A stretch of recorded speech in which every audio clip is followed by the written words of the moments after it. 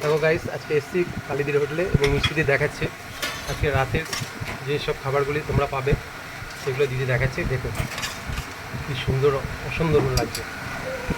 এটা মটন গেল দিদি। আচ্ছা, এটা কত দিদি? এটা দেখুন, এটা হচ্ছে চিকেন। চিকেন প্লেট কি খালি আছে দিদি? চিকেন যদি শুধু নেয় তাহলে 80 টাকা, আর যদি ভাতের সাথে 2 পিস দিয়ে 80 টাকা। আচ্ছা আচ্ছা। আর এখানে আছে দুপুরবেলা যে সবজি করেছিলাম ভাতের সাথে, পটল আলুর সবজি। আচ্ছা, এখানে কি বড়া, যেন ডালের বড়া, এটা বেশ। এটা দিদির এখানে এইটা দেখো গাইস, এদিকে ঢোকো। ডালের বড়াটা কমন। আচ্ছা আচ্ছা, এটা এটাই দিদি এখানে ঠিক আছে। এই আছে আইটেম, তাই তো? কত রুটি তিনটে?